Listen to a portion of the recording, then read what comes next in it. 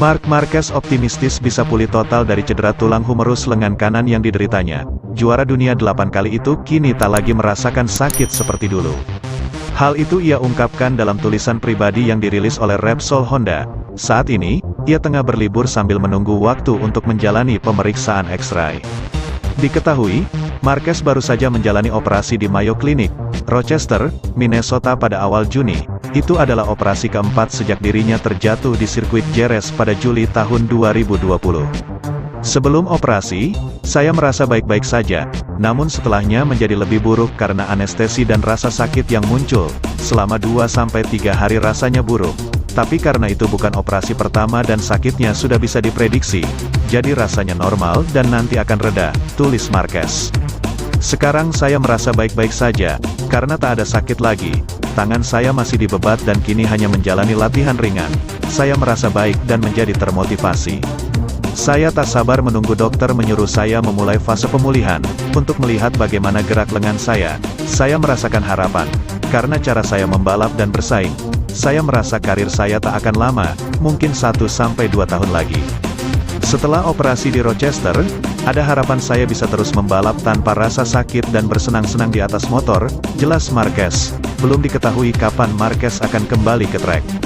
Sejumlah prediksi menyebut ia mungkin akan tampil di beberapa seri terakhir MotoGP 2022. Namun ada juga yang meyakini ia baru akan kembali membalap di musim depan.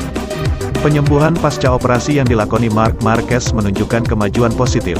Lantas apakah Marquez memungkinkan comeback di akhir MotoGP 2022? Pebalap Repsol Honda itu belum lama ini naik meja bedah untuk keempat kalinya demi menyembuhkan lengan kanannya. Marquez sudah absen sejak seri Catalunya dan sejauh ini belum bisa dipastikan kapan dia akan kembali. Juara dunia 8 kali itu telah melakukan medical check pertama setelah operasi.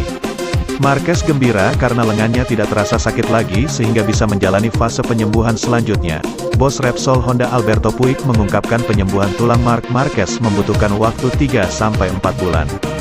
Itu berarti Marquez bisa saja balapan lagi mulai di MotoGP Thailand. Kami akan harus wait and see apa yang dokter katakan. Sahut dia, Anda harus memantau dan menilai kemajuan penyembuhan tulangnya. Dokter pernah mengatakan bahwa setelah retaknya sembuh, akan baik-baik saja. Jika tidak ada komplikasi, patah tulang seperti ini butuh 3-4 bulan untuk tumbuh bersama-sama.